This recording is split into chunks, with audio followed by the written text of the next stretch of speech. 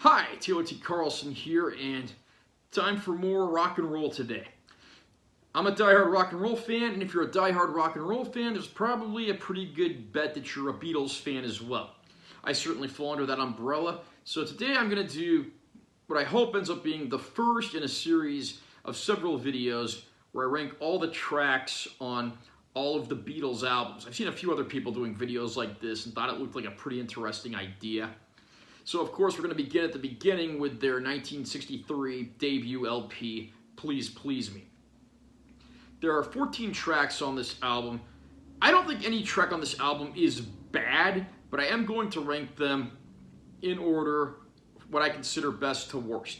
Putting a song at the bottom does not necessarily mean I hate that song by any means, but it does mean that there are stronger ones in a lot of cases.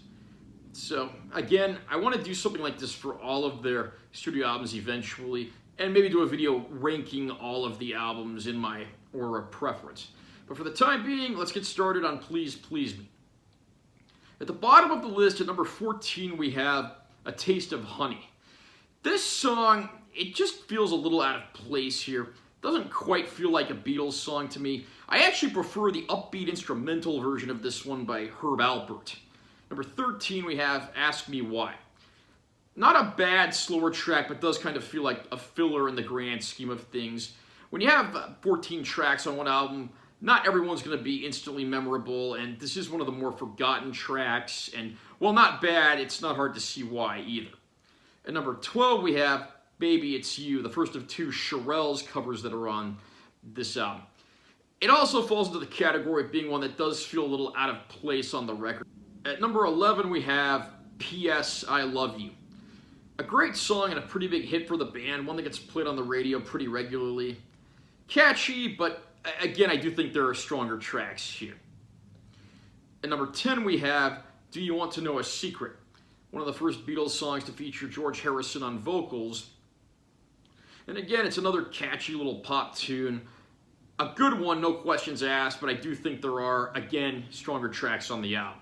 At number 9, we have Chains, also featuring George Harrison on vocals. This is a cover of a song by a group called The Cookies.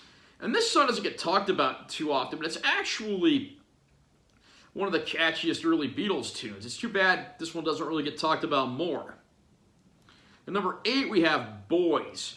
This is the second Shirelles cover on the album, and the only one on the album that features Ringo Starr on lead vocals.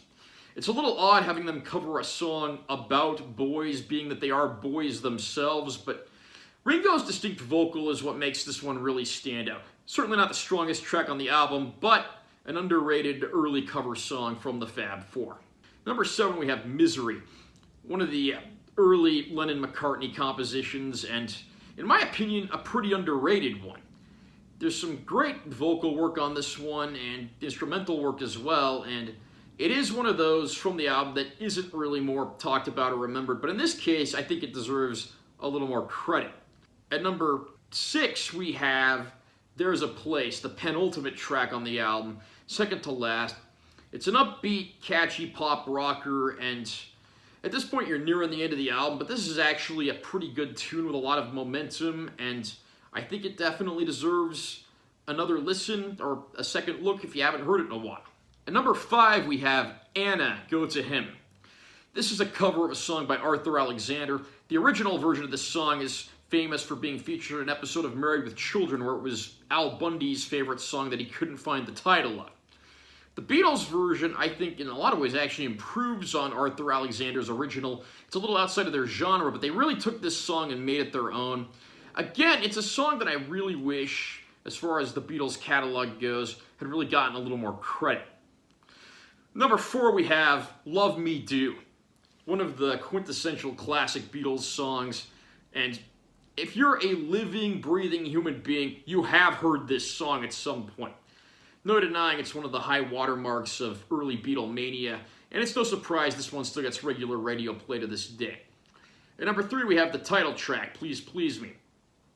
This features some of John Lennon's best early vocal work, catchy rhymes. It's the title track, and it's a solid title track. One of my favorite early Beatles tunes, and I have a feeling a lot of other fans feel the same way. Number 2, we have Twist and Shout, the Isley Brothers cover that closed out the album.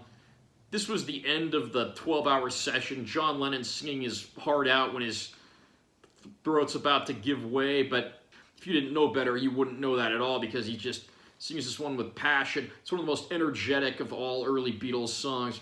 And of course, this version of the song by the Beatles was immortalized for its use in the film Ferris Bueller's Day Off. And the single best track on Please Please Me, in the opinion of this Beatlemaniac, I Saw Her Standing There. One of the greatest early, just straight-up rockers from the Beatles.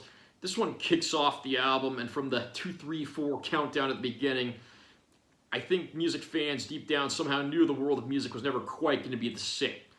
This is one of my all-time favorite Beatles songs, and you could not ask for a better album opener than this. What did you think of my ranking of the songs on the Please Please Me record? Are you a Beatles fan yourself? Do you agree or disagree with my list? Comment down below and let me know what you think. Also, remember to subscribe to my channel for more content, because I'm always posting new videos. Be sure to give this one a like if you found it helpful. I'm Taylor T. Carlson. See you next time.